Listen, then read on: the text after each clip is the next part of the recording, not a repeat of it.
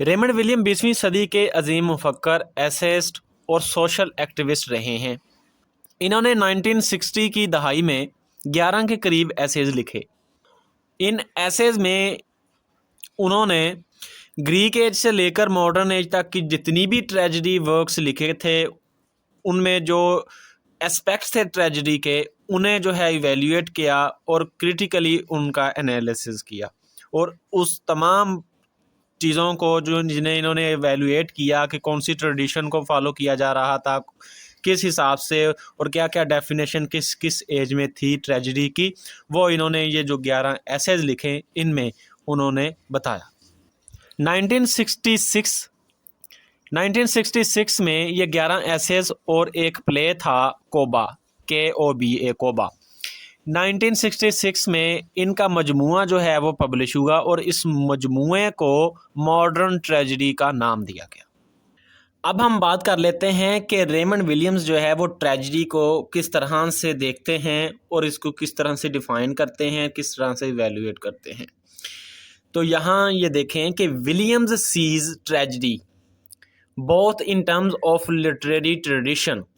इनके मुताबिक ट्रेजेडी जो है एक लिटरेरी ट्रेडिशन भी है एंड रिलेशन टू, दोनों चीज़ें हैं ट्रेजेडी में। एक तो लिटरेरी ट्रेडिशन भी आपको नज़र आ गई ट्रेजेडी में, यानी जो है in relation to tragedy of modern society, उसका लिंक होगा उस ट्रेडिशन का मॉडर्न सोसाइटी की ट्रेजेडीज़ में, of revolution and disorder and of the experience of all of us as individual. अब इसे ज़रा बारीकी के साथ समझना है। अगर इसकी समझ आ गई तो आपको मॉडर्न ट्रेजेडी रेमंड विलियम्स की समझ आ गई। अच्छा, उसके मुताबिक ट्रेजेडी है क्या, वो ट्रेजेडी को कैसे इवेल्यूएट करता है? वो इवेल्यूएट इस तरीके से करता है, इसे इस तरह से देखता है कि एक तो ये है लिटरेरी ट्रेडिशन, जो इसकी ट्रेडिशन चली आ रही है ग्रीक एज से। कोरस होता है, उसमें फेट की वजह से किसी का डाउनफॉल हो जाता है और बहुत सारी चीज़ें होती। एक तो वो लिटरेरी ट्रेडिशन है, उसका जो रिलेशन है मॉडर्न सोसाइटी के साथ, यानी कि ग्रीक एज की जो ट्रेजेडी है वो मॉडर्न एज की जो ट्रेजेडी है, जो रिनेसां एज की जो ट्रेजेडी है, इस एज की ट्रेजेडी और उस एज की ट्रेजेडी दोनों का कंपैरिजन करके जो उसे एस्पेक्ट मिलते हैं, जो चीज़ें मिलते हैं, उन्हें वो इवैल्यूएट करता है, बताता है। यानी कि अगर मैं आसान लफ्ज़ों में बात करूं कि रेमंड विलियम जो है वो ट्रेजेडी एज ए जानरा को, जो उसकी ट्रेडिशन चली आ रही है माजी से, यानी ग्रीक ट्रेजेडी को, आज की मॉडर्न ट्रेजेडी उसके ग्रीक ट्रेजेडी के एस्पेक्ट्स को मॉडर्न ट्रेजेडी के एस्पेक्ट्स के साथ रिलेट करके बयान करता है। अब थोड़ा सा और समझते हैं।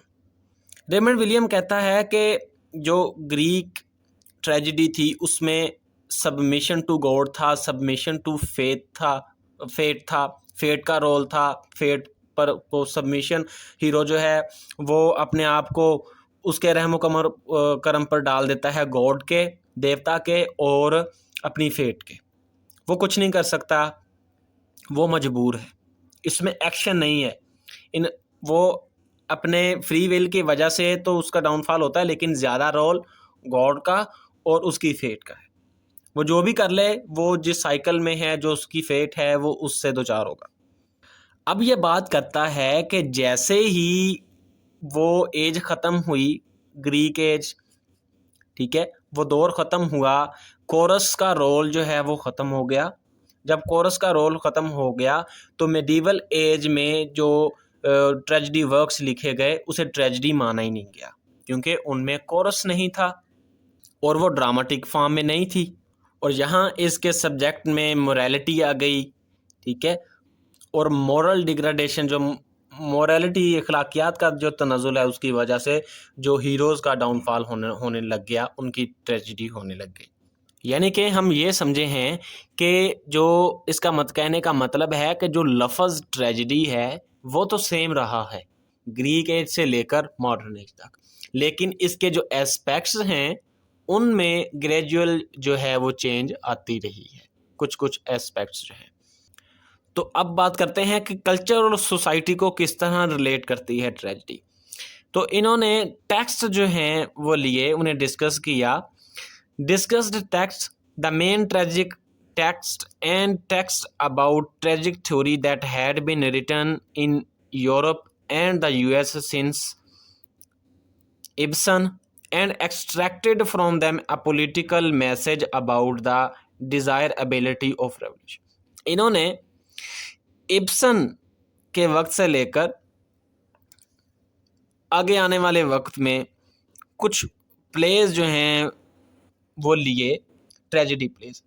आप हेडा गैबलर का अंदाज़ा लगा लें, हेडा गैबलर को माइंड में रख लें कि हेनरी गिब्सन का हेडा गैबलर, उसमें सोसाइटी जो है हेडा को मजबूर करती है कि वो शादी करे, क्योंकि 34 ईयर ओल्ड जो है वो एक वुमेन है जो कि अब शादी नहीं करेगी तो समाज उसे सही तसव्वुर नहीं करेगा।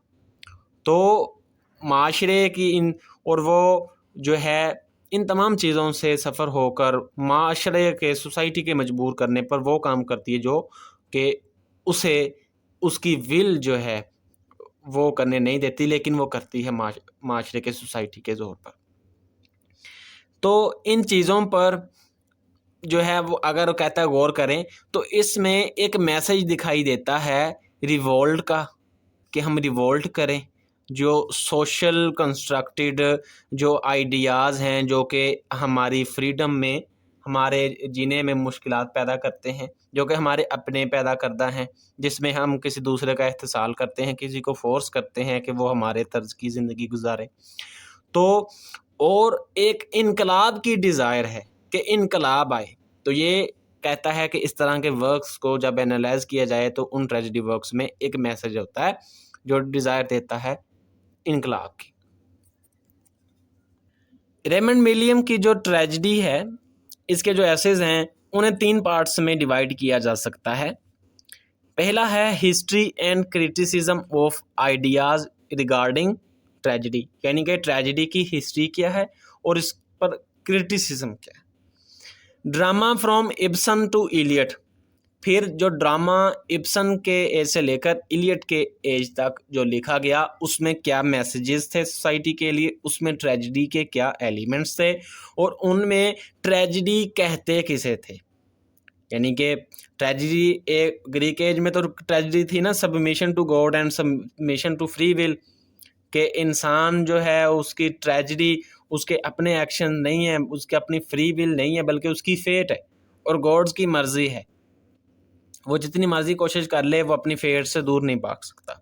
मेडिवल एज में है कि आप जब रिलीजन से दूर जाएंगे, ठीक है, तो आप जो है ट्रेजेडी का सामना करेंगे। आप रिनेसांस पीरियड में देखें तो रिनेसांस पीरियड में जो है वो इन सेल्फ इंक्वायरी है, आपकी फ्री विल है, आपके अपने एक्शंस हैं, और वहाँ पर एक मशहूर शख्स का डाउनफॉल जैसे कि डॉक्टर फास्टस में है, उसका डाउनफॉल, वो अगर कोई बहुत मशहूर कोई बड़ा इंसान है तो उसका डाउनफॉल होता है, जो बड़ा मशहूर हो और बड़े ऊंचे ओहदे से नीचे आए तो उसका डाउनफॉल जो है वो ट्रेजेडी कहलाएगा।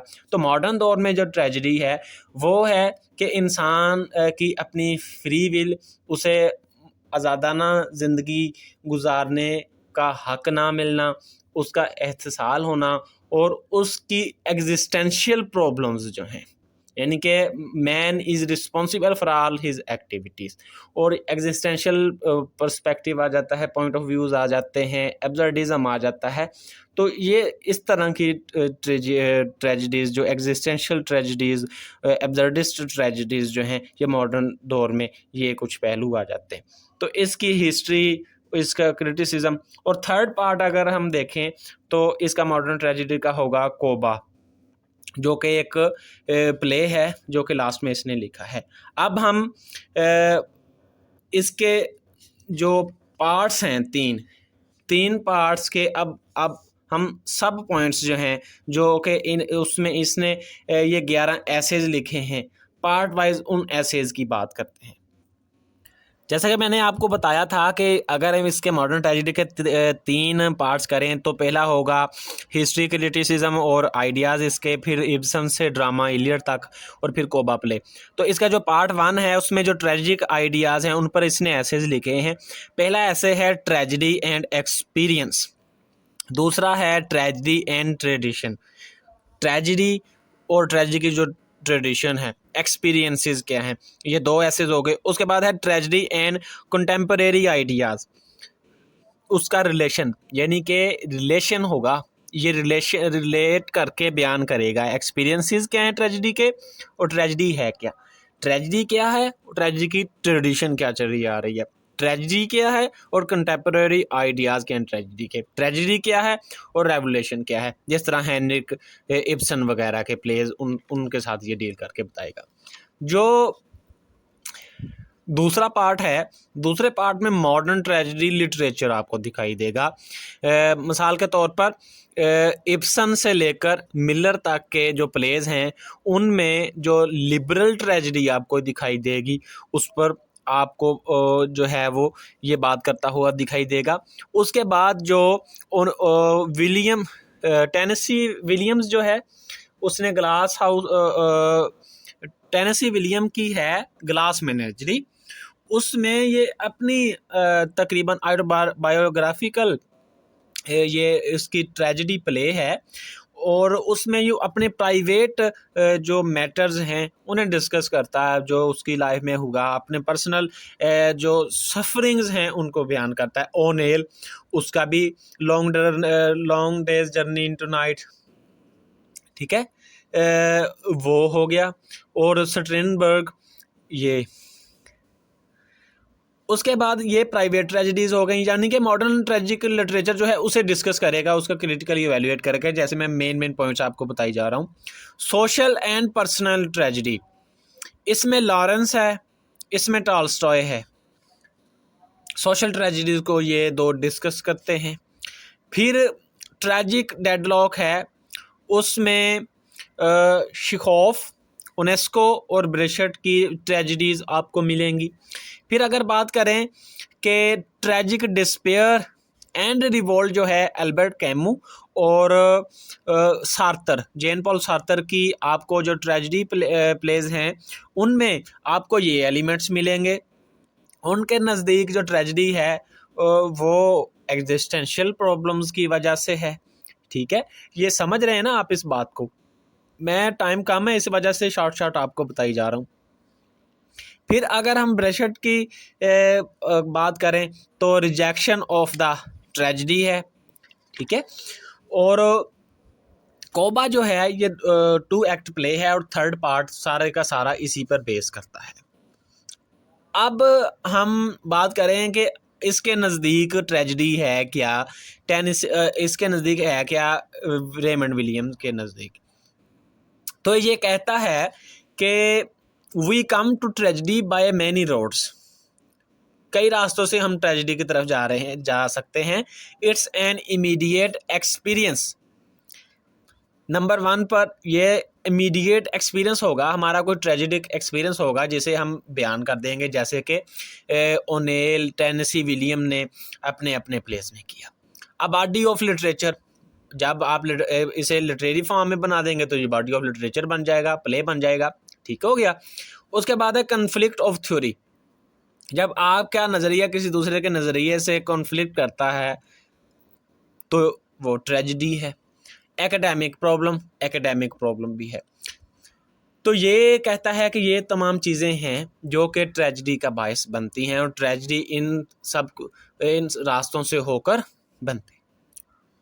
अब कहता है कि अगर हम ग्रीक ट्रेजेडी की बात करें तो submission to fate and God, जैसे मैं पहले बता दिया, मेडिवल हाई टू लो, तो अगर हम चासर की टेल ऑफ मॉन्क पढ़ें तो हायर जो है वो रैंक से लोअर रैंक की तरफ, जो रेनेसां हैं इसमें सेकुलर और मोरल दोनों टाइप की ट्रेजेडीज थी और फॉल ऑफ फेमस पर्सन से रिलेटेड हैं, ठीक है। और जो मॉडर्न ट्रेजेडी है वो ह्यूमन एक्शन और सोसाइटी इन दोनों से रिलेट करती है। तो ये कुछ मेन पॉइंट्स थे इसके, तो मैंने कोशिश की है कि आपको मेन पॉइंट्स जो हैं इसके बयान करके बताऊं। मज़ीद इस पर जो मवाद है, मज़ीद इस पर 1-2 लेक्चर्स में और बनाऊंगा ताकि आपको मज़ीद इसके बारे में आपको नॉलेज प्रोवाइड कर सकूं।